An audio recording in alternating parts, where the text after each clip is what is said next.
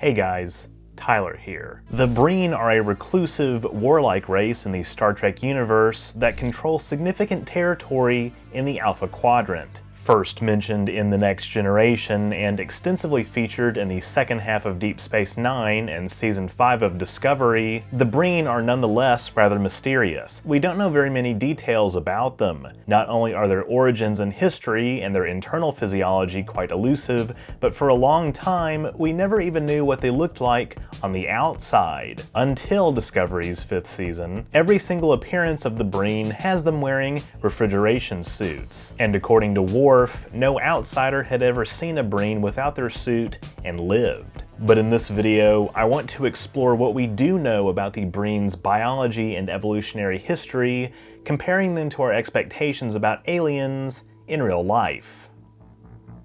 Let's get started. Before we go any further, I'd like to take a moment to talk to you about today's sponsor, me. Do you like merchandise? If so, head on over to the new and improved OrangeRiver merch store. That's right, OrangeRiver is now officially on Spreadshop. I've got a bunch of awesome new designs, including All the Way Down, All the Way, Vape God, Tally, aka Best Girl. it was totally worth it. And what is perhaps my greatest design yet, I love being married to my husband. plus I've got some of my classic designs like OrangeRiver Arrowhead, N7, Metroid, Mycelial Network, The mycelial network is like Mycelial Network, and more. And there are even some new products like OrangeRiver hats. That's right, OrangeRiver hats now exist. Visit the link in the description to get discounts and other special deals on items from my store. Now, back to the video. The writers of The Next Generation and Deep Space Nine took a rather nonchalant approach to establishing background details about the Breen. Ira Stephen Bear once described the Breen as sort of a running joke, and many facts about their biology were conceived without a composite picture in mind. They do have some typical attributes, like most aliens in the galaxy, complete with pregnancy, male and female sexes, and familiar family structures. Curiously, newborn Breen are referred to as hatchlings. When exposed to a certain blend of sub-zero gases, a unique immune response and cell regeneration are triggered that can potentially allow Breen to recover from life-threatening injuries. It's said Breen are impossible to read by telepaths, and the hidden manner in which they've typically been portrayed, fully clothed, wearing masks and helmets, was done largely as a cost-saving measure. So great, the out-of-universe reason for the Breen's appearance is that the writers were just kind of throwing ideas together one by one. Ultimately, however, as the Dominion War arc ramped up in DS9's final season, the Breen came to be presented as a more immediate, serious, and powerful threat,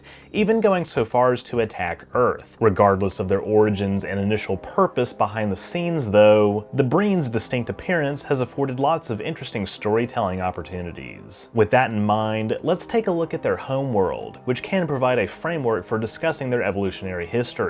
As mentioned several times throughout the series, the main defining feature of their homeworld is that it's very cold. That is, except for one instance where the Vorta Wayun describes it as quite comfortable. While this remark is given in the context of his profession as a diplomat, it adds to the ongoing ambiguity about what their homeworld is really like. Furthermore, in canon, it's never established what kind of star Breen orbits. However, the non-canon reference books, Star Trek Star Charts and Stellar Cartography, the Starfleet Reference Library, suggest the planet Breen's primary is an M-type red dwarf star. Red dwarfs are among the longest-lived stars in the universe, and because they're smaller and cooler than other stars, planets orbiting them can have some pretty weird properties, like being tidally locked. That is, one side of the planet always facing the star in perpetual day, and the other facing away in perpetual night. But the Breen's home planet may be so different from what we're used to that it doesn't matter if it orbits a red dwarf or not. Until Discovery, various other sources have suggested one reason no one's ever seen a live Breen outside their suits, even Kira and Dukat, who still bring suits to disguise themselves in indiscretion, is that Breen liquefy on contact with an oxygen atmosphere. Think the aliens from Signs, whose skin corrodes on contact with water. But the Discovery episode Mirrors reveals that the Breen are green humanoids capable of surviving in multiple environments. They also have two faces, a solid state drive, a solid state and a fluid state that most Breen think of as their true face. When the Breen Locke, I never asked for this, argues that both are part of their true form, being half of their nature, the 32nd century Breen Primarch Rune claims their species had evolved past past their solid state drives. Past their solid state. And taking on that solid form made them weak. Such language is similar to that employed by the founders regarding how they view the solids, viewing them as lower life forms. The Breen's gelatinous appearance in Discovery was partly inspired by animals like the barrel-eye fish with a transparent head. Writer Carlos Sisco speculated that the Breen probably came up on a planet with a harsh environment. They developed a way to protect themselves by hardening their outer shell into a solid skin. Over time, they created the refrigeration suits. But regardless of the Breen's apparent past as solids, one often overlooked fact of hypothetical alien biochemistry is that not every alien species has to evolve on an Earth-like world. As I discussed in my video about the Tholians, in addition to silicon dissolving in molten silicate rock, some proposed alternative solvents for biochemical reactions include ammonia and hydrocarbons like methane and ethane. In fact, liquid methane is known to exist on the surface of Saturn's moon Titan, which happens to have an atmospheric pressure quite similar to Earth, except, well, without any substantial amount of oxygen, so you would still suffocate. In any case, if the planet Breen were anything like Titan, that could explain why they have to wear refrigeration suits off-world, since methane only exists as a liquid dozens of degrees below freezing. But given that the Breen are shown to be capable of existing in an oxygen environment, we may be able to rule out that their homeworld has a Titan-like atmosphere. Indeed, when Worf and Ezri are held prisoner by the Breen, they're served a type of algae paste, although it's never confirmed whether it's a food native to the Breen homeworld. One would think not if their planet is too cold. One thing is certain. They're horrible cooks. In any event, all of this is just pure speculation. All we really know is that it might be cold. That in and of itself could be misinformation. But some more details about Breen biology from canon, including Discovery, still paint a picture of a rather unconventional humanoid species. In addition to introducing their environmental suits, DS9 suggests the Breen have no blood or other liquid circulatory system. This probably seems quite odd given that even arthropods with open circulatory systems still have a special fluid called hemolymph in place of regular blood. How could an alien not have blood? Well, first off, aliens can be anything they want and they don't need your permission. And secondly, there actually are some animals on Earth that don't have liquid circulatory systems. The most primitive animal phyla like jellyfish, corals, sea anemones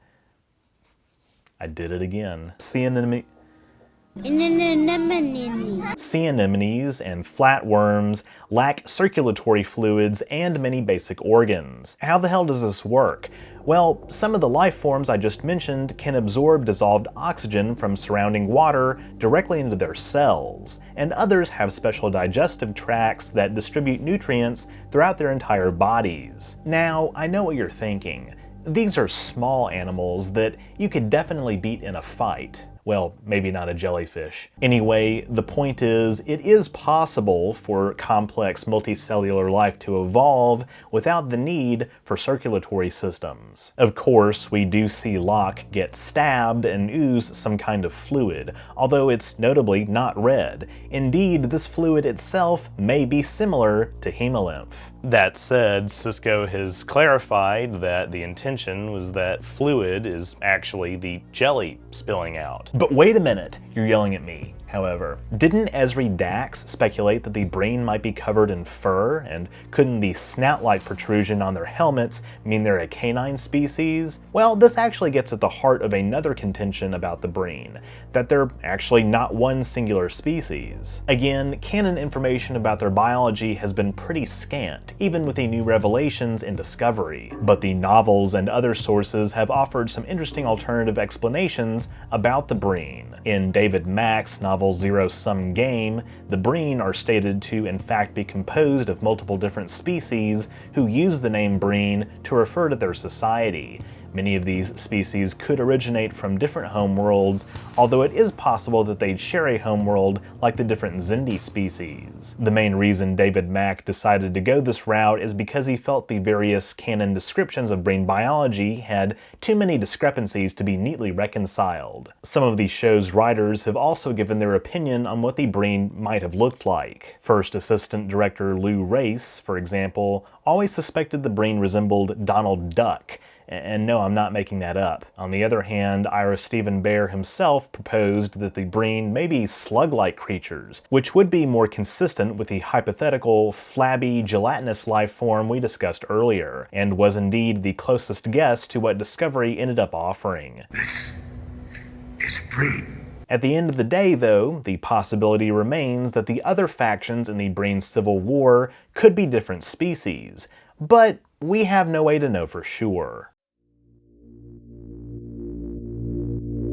So, to recap, the Breen may hail from a homeworld with a very cold climate, possibly a world where methane exists in liquid form instead of as a gas, although given their capability to exist in oxygen environments, that's not the most likely scenario. Their stated lack of a proper circulatory system could, in fact, work to their advantage, as it's one less vital system that can be injured during combat. And another reason the Primarch says their solid state is weak. With their appearance usually shielded by environmental suits, they could function quite well as stealth agents. As some critics have noted, though, the Breen have ultimately been one of the bigger disappointments in Star Trek. For as formidable as they were built up to be, after the Federation developed a countermeasure to their energy-dampening weapon, the Breen's status as a top threat quickly faded. They do, however, still pose a major threat to the Federation in the far future. In a possible future where they've acquired the technology the progenitors used to create life, they've annihilated the Federation by the 33rd century. All of this has, once again, offered great storytelling opportunities regarding the Breen and their place in galactic politics. What do they truly want? To the Breen, genocide is a necessity. Their version of a prime directive. And by the way, before Discovery answered this decades-long question, what did you think the Breen looked like? Let me know down in the comments. With that, thank you all so much for watching. If you enjoyed this video, be sure to leave a thumbs up down below and don't forget to share it. That stuff really helps me out. If you haven't subscribed yet, be sure to do that as well so you won't miss future uploads, and click the bell icon to receive all notifications. If you want to support my work even further, you can become a patron at patreon.com/OrangeRiver, link in the description, or become a YouTube member by clicking the join button on my channel page. By becoming a patron, remember you get access to awesome perks like behind the scenes photos and videos, patron and member only polls, name in the credits, merch discounts, and more. Or you can drop a one-time super thanks or PayPal donation. All are appreciated. Links to my PayPal as well as my social media and merch store are in the description too. That's all I have for this week. Live long and prosper.